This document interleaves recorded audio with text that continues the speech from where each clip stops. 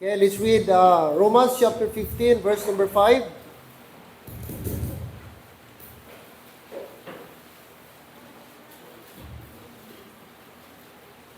Romans 15, verse number 5.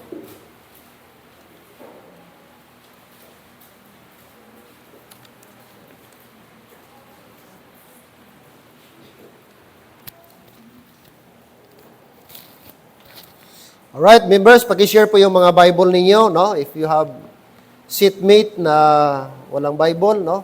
Paki-share na lang. Let's read all together, verse number 5. Romans 15, verse number 5. One verse only. Let's read all together now. Go. Now the God of peace, patience, and consolation grant you to be like-minded one toward another according to Christ Jesus. Amen. Okay, let's come to the Lord in prayer. Dear Lord, we thank you once again for this brand new day that you have given to us. We thank you for the opportunity we can assemble together for one purpose, to glorify Thy name and to study Thy word. Lord, we realize that Sunday is not ours. Instead, it is yours. And we are told, we were commanded, we were instructed, according to Hebrews 10:25, not forsaking the assembling of ourselves together, as the manner of some is.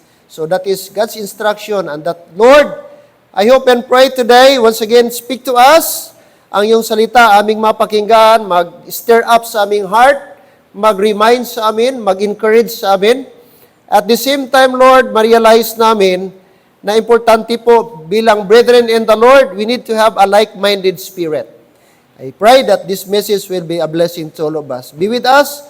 We entrust to you. Lord, I pray that your word today would minister in the hearts of your people.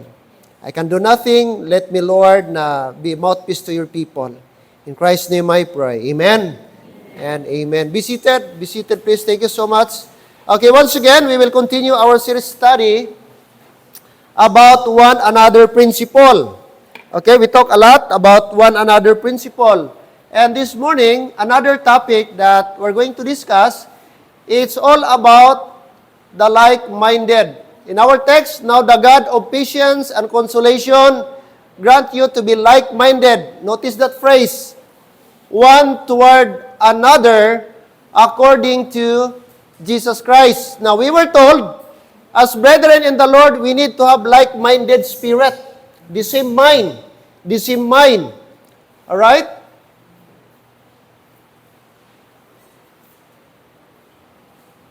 So far, this is our subjects that we have been already discussed and tackled. Okay? We talk about kindly affection one with another, consider one another, forgiving one another, edify one another, and also tender-hearted one with another. Another topic also that we discussed in our previous study, in our previous series, is admonishing one with another. Another thing is that esteeming one another principle. And last Sunday, what is our topic? Bear one another's burden. Hindi ko po nasulat dyan. And that is our previous studies, no? Now, we're having a series study. Now, today, we will be having another topic, which is like-minded or like-minded spirit or another. Romans 14:19, rather than arguing about meat and what days one ought to steam or not to steam, believers should be endeavoring to follow after the things that make for peace and edify the body of Christ. If you're going to study chapter 14, book of Romans, merong argue dyan, merong discussion, merong parang konting misunderstanding ang mga members, ang mga Roman believers. Kung dapat ba sila kumain ng karne, anong karne dapat kainin nila, anong araw dapat ang dapat nilang bigyan ng steam o bigyan nila ng emphasis. That's why gisulatan po sila ni Paul. Anong sabi ni Paul? Verse number 19. Sabi ni Paul, okay, chapter 14, verse 19, ang sabi ni Paul, let us therefore, look at your Bible, let us therefore follow after the things which make for peace, and things wherewith one may edify another. Kasi nga dito, may kunting conflict, no? Nakakaroon ng faction ang mga believers. Ang issue dito is yung meat, no? Kung babasahin, but we don't have much time. Kaya sabi ni Paul, instead na mag-argue tayo, why not? Let us therefore follow after the things which make for peace. And that should be the character of the believers. Okay? At sabi niya, that edify, and things wherewith one may edify one another. Sabi niya, verse number 20, for meat destroy not the work of God, all things indeed are pure, but it is evil for man who eateth with offense. Okay? Kaya may mga weak Christian pa kasi dyan. Okay? Sa chapter number 14, kung babasahin niyo po yung whole chapter, ang context po niya. So let's proceed dito sa verse number 15. Kaya sabi dito, okay, 1 to 3, Romans 15, verses 1 to 3, it is an extension of the same context. At sabi ni Paul, rather than pleasing ourselves, believers ought to be seeking to please others for their good to edification. Once again, Paul sets Christ forth as the example of what he is talking about. So yan po yung kanyang exhortation. Okay? Now, verse number 5. Anong prayer ni Paul? Paul prays that the Romans would be like-minded, one toward another. In the context, Paul wants them to think and function in a way that places the edification, okay, of, we have already seen this type of attitude and action advocated. Okay. Verse number 5 again, anong sabi ni Paul? Is exhorting the stronger and weaker saints to be of the same mind. Kasi hindi pari-pariho ang mind. No, may strong mind, may mga weak pa na Christian na dapat i-consider. Kaya ang sabi ni Paul, why not we have the same mind toward each other? So our lesson, why we need the same mind? Bakit sinulat ni Paul? Ang sabi niya, verse number 5, like-minded. Now the God of patience and consolation grant you to be like-minded one toward another. And this is the Lord, no? Ito yung gusto ng Panginoon sa ating pong lahat, na sana magkaroon tayo ng the same mind. Like-minded spirit, like-minded attitude. Amen, Christians? So anong result pag lahat tayo magkaroon ng the same mind? Yun ang tanong. Bakit i-urge tayo ni Paul? According to Jesus Christ, sabi niya. Okay, first of all, first reason why we need the same mind, number 1, to remind us of our dependence upon one another. Amen? Our dependence, one another. Ito palang pagpariho tayo ng pag-iisip o kaisipan, sabi ni Paul, chapter number 12, verse 3, for I say through the grace given unto me, to everyone that is among you, anong sabi niya? Ano dapat tayo? Not to think, notice this word, not to think of himself more, take note, more highly than he ought to think. So, giremind tayo na dapat i-caution natin ang ating sarili na huwag tayong mag-isip, huwag tayong masyadong mag-believe sa ating sarili na tayo po ay mas lamang sa ibang tao. Maybe mas talented ka, maybe mas skillful ka kaysa ibang tao. Sabi ni Paul, but it doesn't grant us, mga kapatid, warrant us na, na tayo po ay magmataas. Okay? O i-consider natin ang ating sarili na mas superior at inferior yung ibang tao. Instead, sabi ni Paul, but to think soberly, according as God hath dealt to every man the measure of faith. Kasi pag ang tendency, ang tao, mas iniisip niya, mas lamang siya, mas may alam siya, ang tendency po niyan maging arrogant. At ang tao na mas bababa sa kanya, possible pa kanyang i-look down.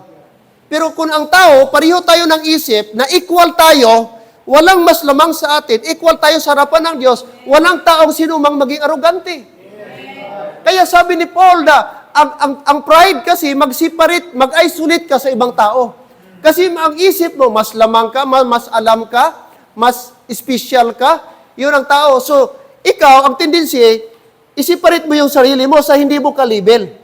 Kaya sabi ni Paul, hindi dapat. Kung pareho tayo ng saved mind, nagpapakita yan na tayo po ay dependent sa isa't isa. Yun ang maganda. Pag the same tayo ng mind, hindi mo iniisip na mas superior ka o mas may alam ka. Pero dito ka lang, kasi level ka mga kapatid, magkakaroon po ng harmony. Okay? Nakita mo yung mga tao na medyo mas lamang sila, mas superior sila. Nakikimingle mo yan sa hindi nila ka-label? Hindi. Ang hinahanap nila, ka-label din nila. Kaya ang labas, may paksyon. Yung mga tao na inferior, sila dito. Yung mga tao na tingin nila sa sarili nila, superior sila din dito. Anong resulta? Division. Kaya hindi the same mind. Okay? So pag the same mind, maganda. Kasi equal tayo. Nando yung humility. Kaya yun ang sabi ni Paul, na wala mang sinong tao dapat, kung anong binigay na biyaya ng Panginoong Diyos, yun dapat ang ma-realize natin. At sabi niya, not to think every man, to be every man that is among you, not to think of himself more highly than he ought to think. Okay? Yun ang reminders, ang caution ni Paul. Kasi may mga tao dito, chapter 14, na iniisip nila, mas superior sila, mas stronger sila kaysa mga weaker na mga believers or mga saints sa Romans. Kaya giremind po sila ni Apostle Paul. That's why, mga kapatid, okay, reminds our dependence. Verse number 6. Ano daw? Having then gifts, differing according to the grace that is given to us. May mga gifts tayo kanya-kanya. Pero ang ating mga gifts, paiba-iba. Nagamatter siya, mga kapatid, kung paano tayo ginamit ng Diyos at nagamatter siya sa ating capability. Are you with me? So, hindi para tayo lahat pari-pariho ng mga gifts na ibigay ng Panginoon. Kaya kung iba, kung ginigyan ka ni Lord ng gifts of ministering, sabi niya, whether prophecy, let us prophesy. According to the proportion of faith, or ministry, let us wait our ministering, or he that teacheth on teaching. Kung meron kang gifts of teaching, then do it. Use it for God. Amen? Kung meron kang gift of exhortation, anong sabi ni Paul? Okay? Let him do it. Okay? He that giveth, let him do it with simplicity. He that ruleth with diligence, he that showeth mercy with cheerfulness. Meaning, iba-iba man tayo ng gifts, pero pareho po yan. Ang purpose ni Lord, nilalagay yan sa kanyang body para magamit at para mag-provide tayo ng edification. Okay? So, dapat lahat tayo nag-contribute. Ang ating gifts, kung ano man yan, gamitin natin. Iba-iba tayo, iba-ibang level, iba-ibang paraan ginamit tayo ni Lord. But one purpose, for the glory of God. Okay? Kung meron kang gifts of music, then do it. Gift of teaching, do it. If you have gift of exhortation, do it. No? For the edifying of the body of Christ. So yan dapat, mga kapatid, huwag nating i-compare ang gifts mo kaya hindi tayo uniform. Hindi kailanman maging uniform ang ating gifts. Sabi ni Paul, bawat isa ay iba, mga kapatid. Okay? Next, number 2. Number 2, not only it speaks about our dependence, ang like-minded, it speaks about our dependence one another, but number 2, to build unity in the body of Christ. Like I said, pag iba ang mind mo, mga kapatid, pag iba ang takbo ng mind mo, mahirap po magkaroon ng unity. Hello, amen? Mahirap. Iba ang takbo ng isa, ibang takbo ng isip niya. Ito naman, iba ang takbo. Yun naman doon, iba ang takbo. Naku, magulo. Kasi hindi tayo pari-pariho.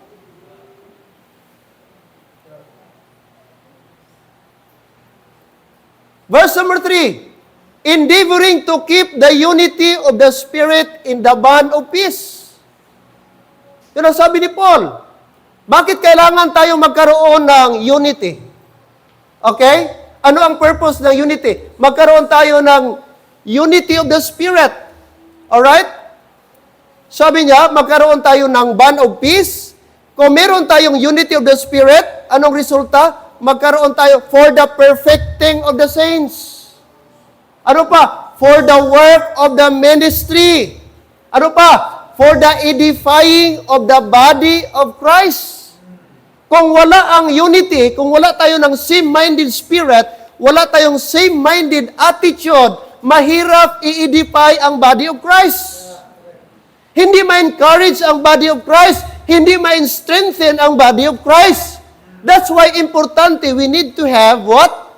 Unity in the body of Christ. Verse 13, till we all come in the unity of the faith and of the knowledge of the Son of God unto perfect man, unto the measure, the stature of the fullness of Christ. Notice the word perfecting and edifying. Brad, interchangeably. Pwede mo yan magamit. At very essential po yung perfecting of the saints. What is that? Equipping. Ma-equip ang body of Christ, ang mga believers. Kung meron tayong same-minded, ano pa, Brad? Ma-edify ang the body of Christ. Tapos maganda ang takbo ng ministry pag meron tayong tinatawag, Brad, unity in the body of Christ. Okay?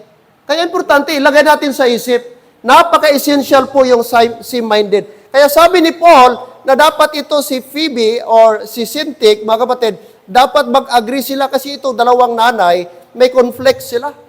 Kaya gisabihan sila ni Apostle Paul. Alright? Na dapat they have the same mind. Third, to edify the body of Christ.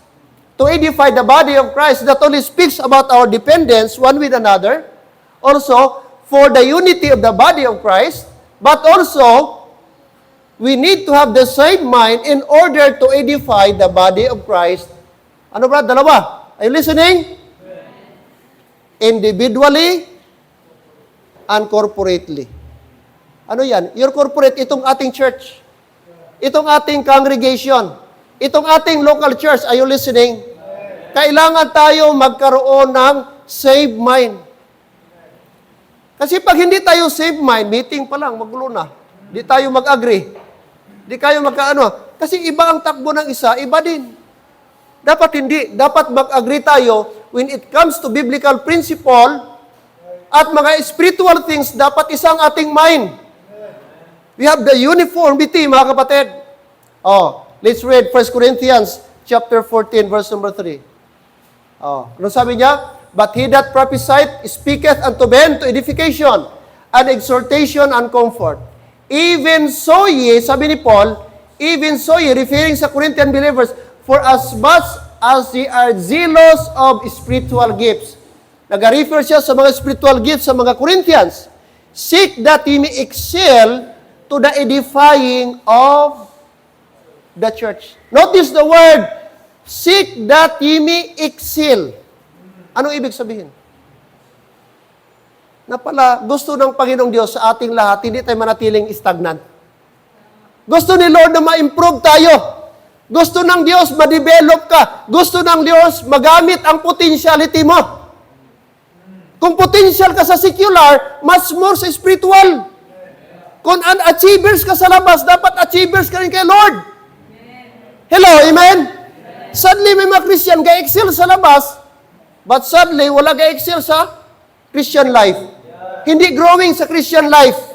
Ang sabi ni Paul, that they may excel to the edifying of the church. Ano yan? Ano yung rate? Sa grading ba yan, Brad? Good? Very good? Satisfactory? Very satisfactory? Pinakalas ba? Excellent. Yes or no? May rating. Kung tayo di tayo kontento sa good lang, kung pwede pa, very good. Oh. Tapos, satisfactory. Satisfactory. Maganda. Pero, meron pa mga kapatid, excellent. Oh. Excellent. Amen? Dapat ang ating ibigay kay Lord, hindi yung leftover lang, hindi yung pwede na yan, okay na yan, hindi. Kung pwede, gawin pa nating best, i-excel pa natin. No? Yun ang gusto ng Diyos for the body of Christ. How it is then, brethren, when ye come together, every one of you hath doctrine, hath tongue, hath revelation, hath interpretation. Let all things, notice, are you listening? Anong dapat natin gawin? Let all things be done unto edifying. So dapat isa lang purpose. Meron kang gift, mga kapatid, some doctrine, magaling ka sa tongue, magaling ka mga kapatid, magaling ka sa interpretation. Anong sabi ni Paul? Do it and use it for the edifying. Hindi para itaas ang sarili natin, kundi para to edify the body of Christ. Amen? Mga kapatid, take note, walang ibang goal si Lord para sa body of Christ, kundi ma-edify. Ma-edify. Yung ano pang edify? Ma-encourage, ma-build up, ma-come up to maturity, mga kapatid. Okay? Next, number 4. Of course, very common mga kapatid, kung meron tayong saved mind, to bring glory to God. Amen. Anong sabi niya? Ephesians 3:21, and to Him be glory in the church by Christ Jesus throughout all ages, word without what? Amen. Notice the word, and to Him be glory in the church, sa body of Christ. So kung wala tayong same-minded, hindi mag-glorify ang Panginoon. Ang church na divided, hindi mag-glorify ang Panginoong Diyos. Ang church na hindi same-minded ang spirit ng mga members, hindi mag-glorify ang Diyos. Ang glory ni Lord, mabibigay lang at pupunta ang glory ng Diyos sa mga tao na mayroong unity and the same spirit and in the same mind. Tandaan po natin yan.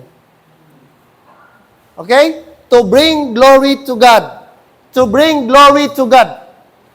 Take note, isa yan mga kapatid, na dahilan na mag-glorify ang ating Panginoong Diyos pag ang mga brethren, ang mga Christians, they have the same mind. They have the same mind. 1 Peter 4:11, if any man speak, let him speak as the oracles of God. If any man minister, let him do it as of the ability which God giveth, that God in all things may be glorified through Jesus Christ, to whom be praise, dominion, forever and ever.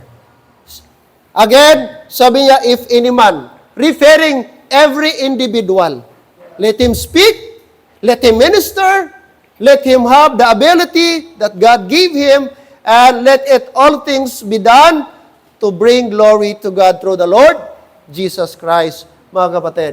So, sana po, okay? Si Lord ang makita sa church. Siya ang mag-glorify sa church, hindi tao. Hindi pastor. Mga kapatid, no? Remember, God will never share His glory to anyone. No? Siya lang talaga. Kaya dapat maintindihan natin. Next, being one mind is the product of a renewed mind. Romans chapter number 12. Romans chapter 12, please. Look at your Bible. Anong sabi ng Bible? Romans chapter 12. Okay?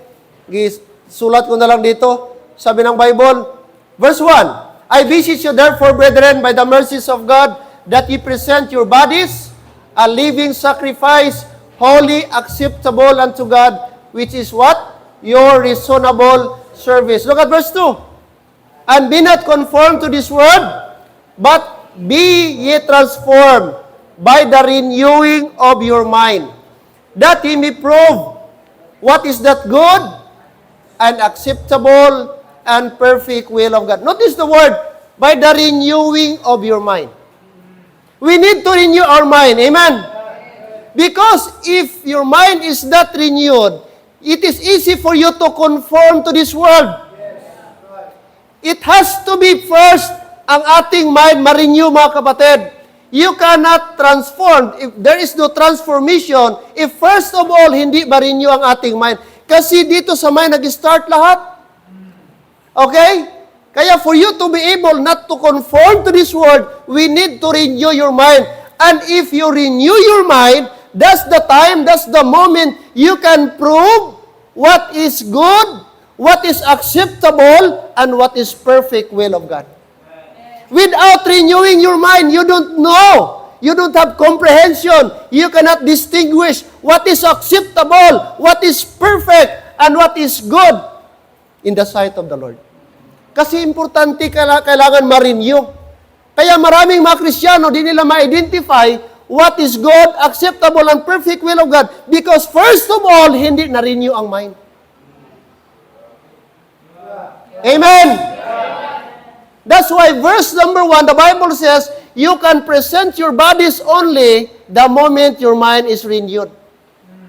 And the Bible says, sabi ng Bible, our body should be a living sacrifice, holy, acceptable unto God, which is your reasonable service. Magiging reasonable service lang mga kapatid ang ating service sa Panginoong Diyos if first of all, we need to renew our mind.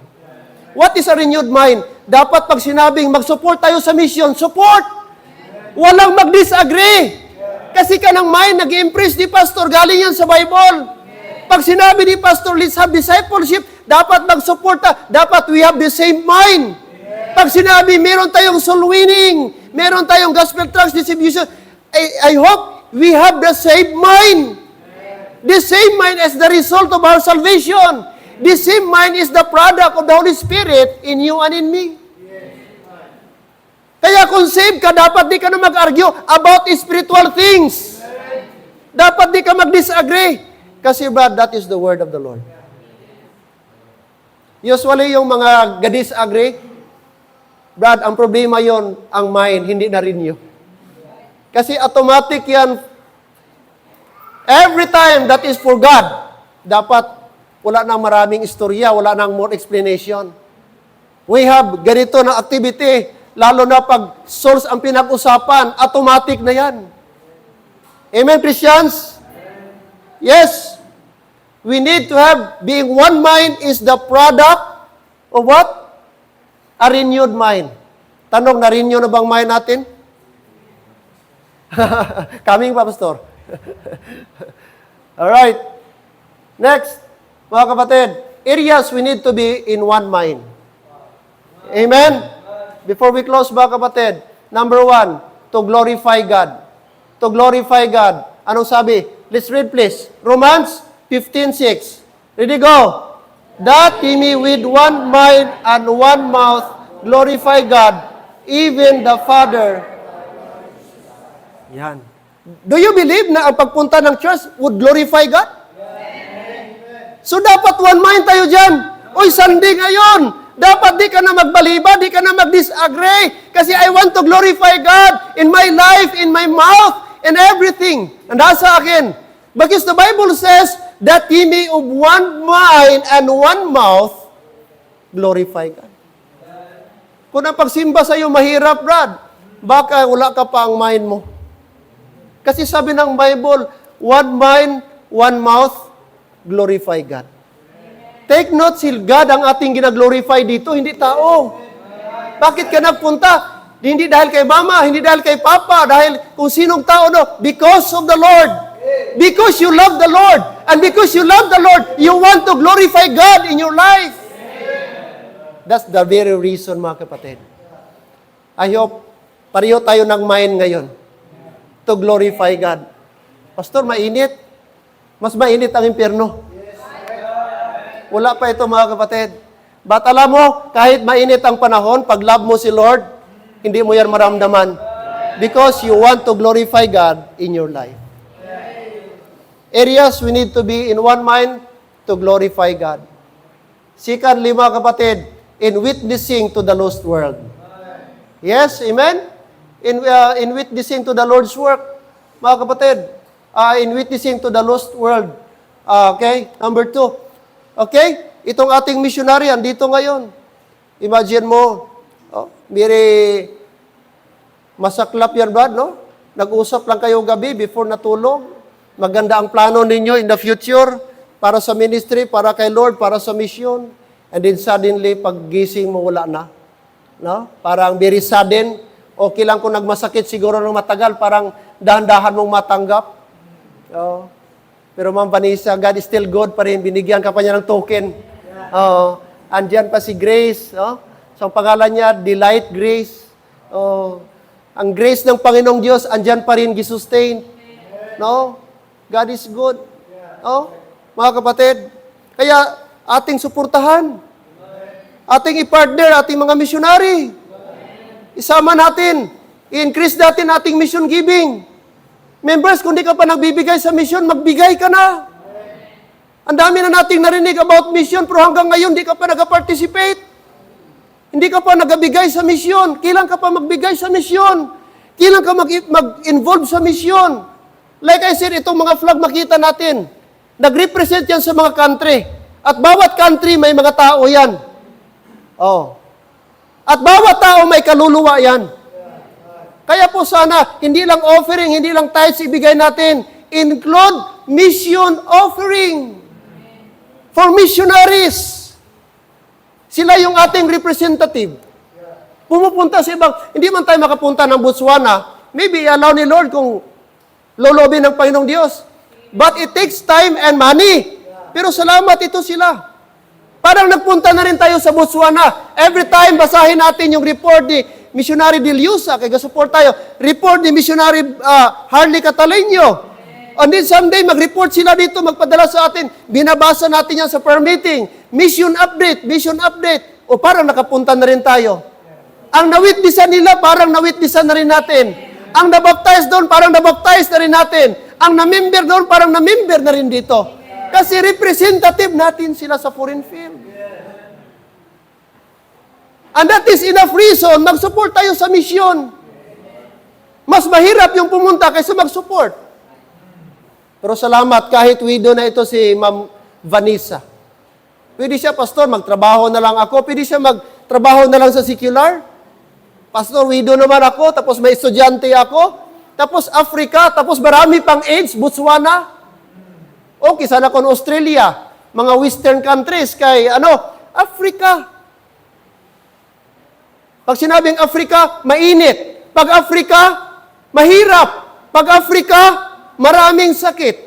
Di basta-basta, Brad. Kasi ang AIDS, killing me softly yan. Hindi yan instant, hindi yan insigida, sudden, Brad.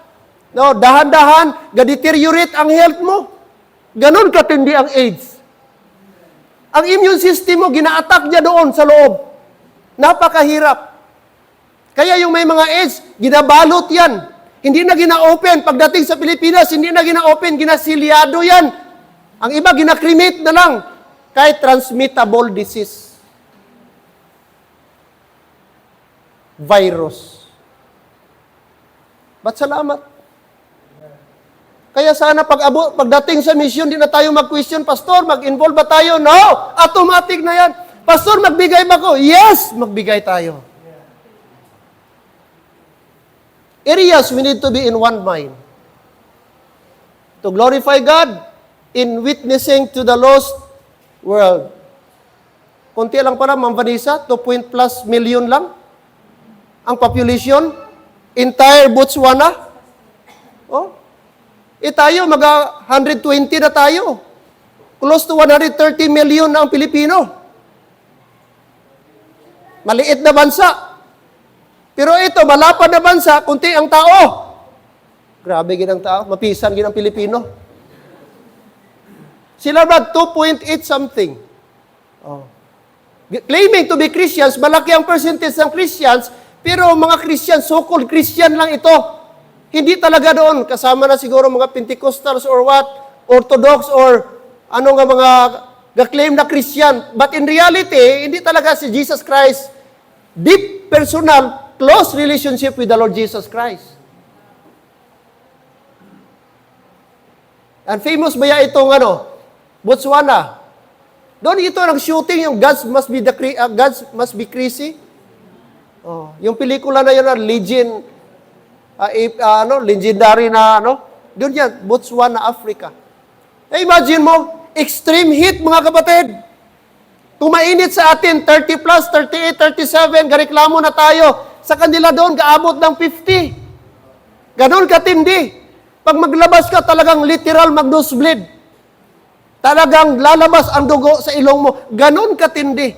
Kung yung mga African, na nasa lugar na nila, taga doon sila, pinanganak sila doon, naiinitan pa, how much more ang Pinoy?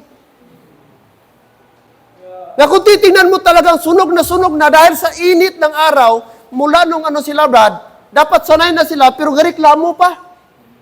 Oh, ngayon, magpunta ito sila. Kahit siguro ba, magpayong ka doon, tagos pa rin.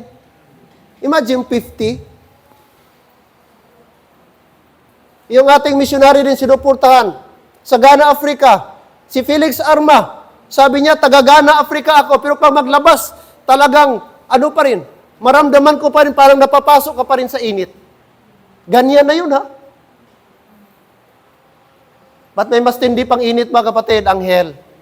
Pag hindi ito sila nasira ng totoong gospel, pag hindi nakapakinig, the gospel, the death, the burial, and resurrection of Jesus Christ, the sufficient and finished work of Jesus Christ, walang kaligtasan ito at mas lalo pa silang mag-suffer sa pinaka-extreme na init na maramdaman ng tao, which is hell.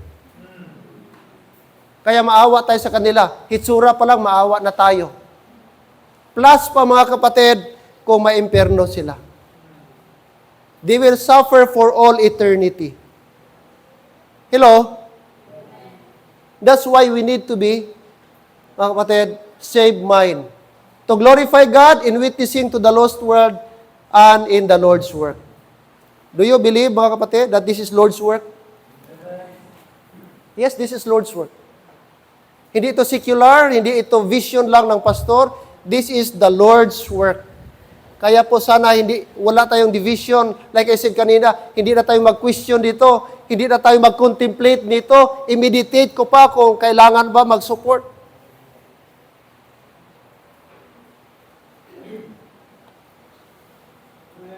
Sabi nga, why will you wait for a sign when there is a call?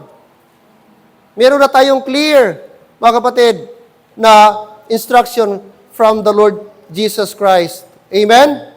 1 Corinthians, mga kapatid, and we will close with this verse. Alright? Chapter number 5. Chapter number 5. Alright. 1 Corinthians chapter number 5.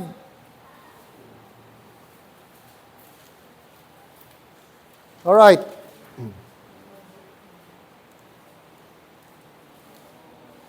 Sorry, 2 Corinthians chapter 5.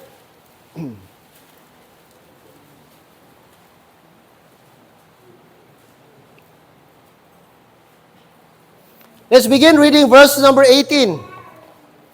Okay? Just follow me, verse 18.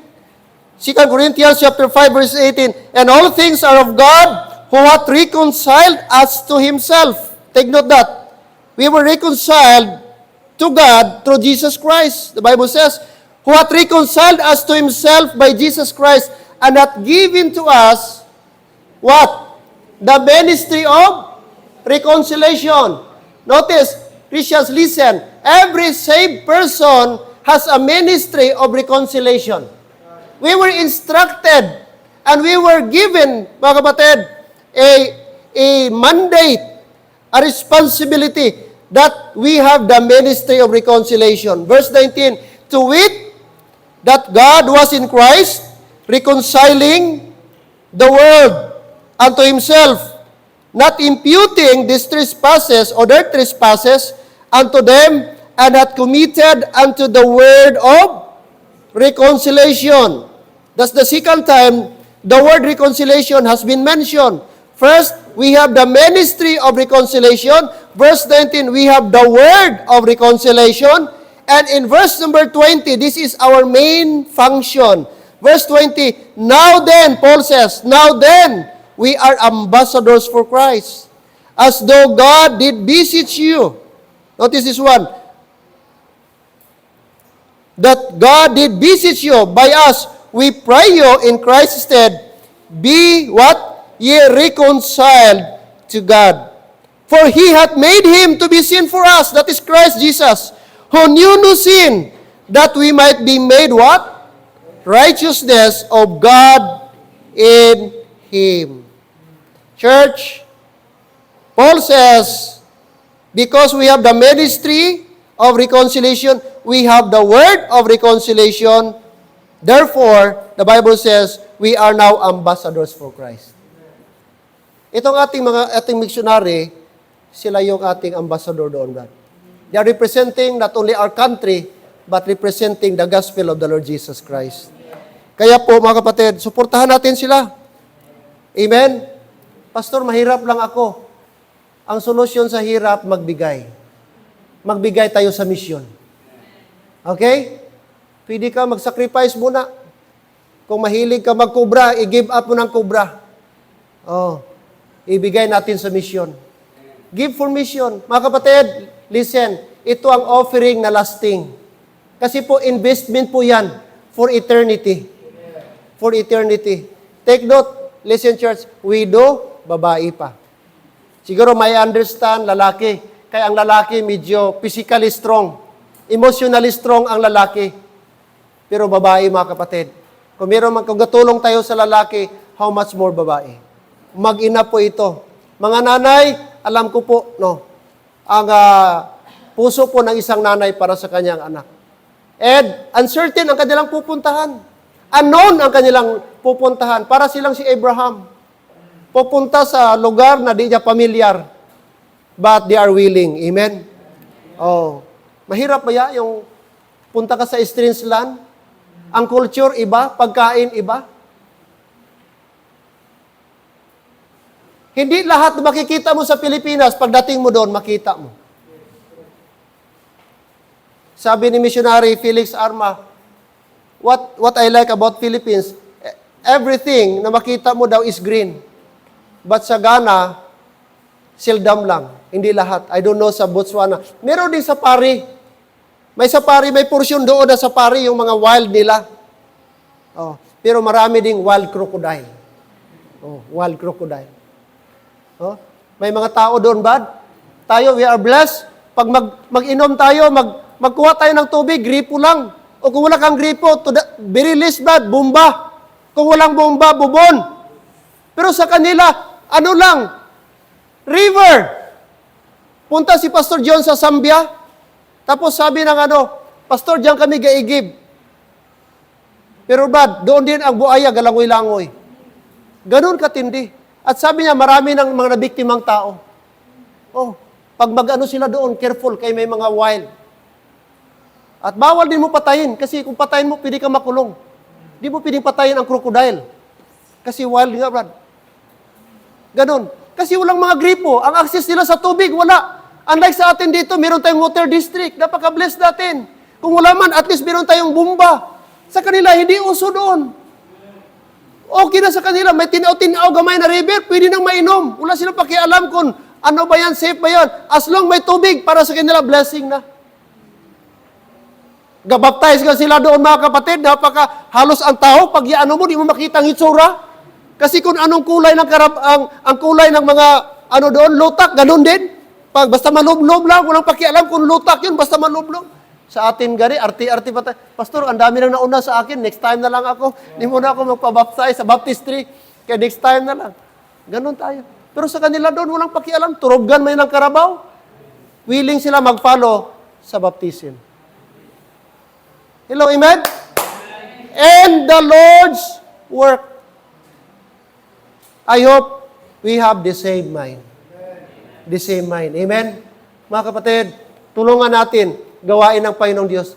Listen, kapatid, daan lang tayo sa mundong ito. Napakaganda, before tayo lumisa, may nagawa tayong something para sa Panginoon. Take note, hindi tayo forever, but ang ating ginagawa para sa Panginoong Diyos, kapatid, hahantong yan hanggang doon sa harapan ng Panginoon. Kaya please lang, let's support mission and the Lord's work. Amen. Amen, mga kapatid. No? So, napaka-iksi lang message natin, but I hope and pray we were reminded by Apostle Paul, we have the same mind. Like-minded spirit. Amen? Every head bow, every eye closed, tayo po itatayo. Mga kapatid, Panginoong Diyos, maraming salamat po this morning. Salamat po sa inyong reminders sa aming lahat about like-minded spirit. Na bilang mga Kristiyano, bilang mga ligtas, bilang mga anak ninyo, Lord, dapat magkaroon kami ng iisang pag-iisip. Isip na, Lord, may malasakit sa gawain. Isip, Panginoong Diyos, na may pagmamahal sa inyong gawain.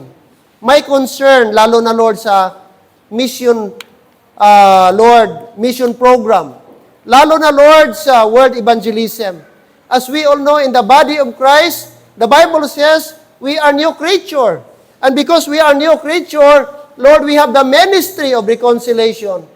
Kami naman, Lord, kung paano kami reconcile ni Jesus Christ to God, to His Father, from sinner to saint.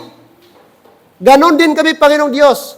Ang mga tao na unsaved ay amin silang tulungan ma-reconcile to God. And that is only, Lord, possible by the gospel of Jesus Christ. Father, please, help us. Help your people na, Lord, yes, hindi man malaki yung aming mission support o aming mission offering. But I hope ma-stretch pa rin namin. Ma-increase pa namin, Panginoon, ang aming mission giving. Para marami pa kaming mga missionaries matulungan going to the foreign field. And Lord, we believe missionaries are blessing. Missionaries are partners in the ministry. And missionaries are our representative, Lord, to other country. So Lord, I pray for this daughter and mother in the person of Ma'am Vanessa and her daughter, Lord, si Delight, as they embark, Lord, as they proceed to the foreign land, the foreign field, which is Botswana, Africa. I know, Lord, it's not a Lord, well-known country or masabi natin na country, Panginoong Diyos. It's a very, country, Panginoong Diyos. In fact, ang AIDS napaka-rampant. But salamat na, Lord, hindi nila ginawang excuse na hindi sila, Lord, makasurrender ng kanilang buhay. Thank you for her heart. Despite na wala ang kanyang husband, nandun ang alab, nandun ang init, nandun ang burden na magpagamit sa inyo, Panginoon. She can work in a secular kung gusto niya. Pwede siya, Lord, dito sa Pilipinas magpagamit na malapit sa kanyang family. But, Lord, nangibabaw po ang kanyang burden. Kaya, we pray for them. Ma'am Vanessa and her daughter. Salamat sa mga taong ginamit nyo sa pag-sponsor ng kanilang ticket. Sa mga tao, Lord, ginamit nyo po para magbigay ng invitation sa kanila. Kasi hindi po sila makapunta doon pag walang invitation. Salamat po, Lord, na may mga taong willing po mag-team up para sa kanila. And kami, in a simple way, sana magamit din po kami. I pray that, Lord, you would also use us, our people, na members of this local church. I hope na lahat will involve and participate, Lord, in our mission giving. Sa mga hindi pa nag-contribute, nag-involve, I pray, Lord, hipuin yung puso nila. Na this is the right time for us, Lord. Ang aming pira, dadaan lang yan. Lord, pwedeng may pira kami ngayon, tapos mawala. Ang pira namin, pwede namin ibili ng something, pero temporal lang, Lord. Pero ang perang ginamit namin, binigay sa mission, it will last for eternity. Kaya, Father, I pray, help us na hindi kami maging kuripot sa inyong harapan. Help us na maging generous kami. Maging giver kami, Lord, sa mga bagay-bagay po, lalo na po sa iyong kapurihan. Thank you. Bless your people. I pray, dear God, as they embark, tulungan niyo sila. At the same time, ang key, Panginoon Diyos, bigyan niyo kami ng like-minded spirit, like-minded attitude. Kasi pag meron kaming like-mind attitude, hindi po mahirap, Lord, magbigay sa misyon. As you bow your head and close your eyes, kadyo si Pastor, salamat sa reminders. Salamat na remind ako that I need to have a same-mind spirit, like-minded attitude, like-minded character. Paul says, follow me as I follow Christ. Lord, I pray for our people na sana magkaisa ang aming isip. Isa ang aming purpose to glorify God in this local church, to exalt the name of Jesus Christ, and above all, Lord, bigyan namin ng emphasis ang aming evangelism. Hindi namin ma-reach out, Lord, ang foreign field by our own feet. But salamat, may mga tao mag-represent on our behalf. And that is missionaries. Help our people mag-commit, Lord, for mission. Increase namin ang aming mission sa mga nagbibigay na. And I pray sa mga hindi pa saved, aming mga visitor, maybe hindi pa sure sa kanilang salvation, I pray, Father, that they will believe, they will make a decision to believe the Lord Jesus Christ, the sufficient and finished work of Jesus Christ on the cross of Calvary. Salvation is a free gift offered to us by the Lord Jesus Christ. Thank you, Lord, na hindi dapat pagtrabahuan ang salvation. Hindi na dapat kami mag-effort for our salvation. It's only by faith we can achieve it, we can obtain it, we can acquire it. As simple as that, by faith alone, because salvation is by grace. Jesus Christ, He died for us. He was buried, and on the third day, He rose from the dead. And His blood is sufficient and final to cleanse us from all our sin. Father, I pray, bless your people. Thank you for our visitors that are here.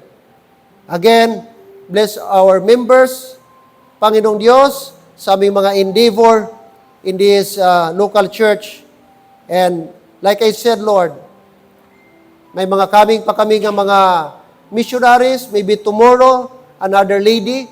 I hope we could pray for them, we could accommodate them, and pwede namin mapasa sa sila sa ibang mga local churches na gusto nila, Lord, i-share din ang kanilang burden. Again, all glory, honor, and thanksgiving to you, Father. We give back to you this morning. In Christ's name I pray.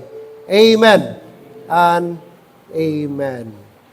All right, remain standing, please. Okay, before our final prayer.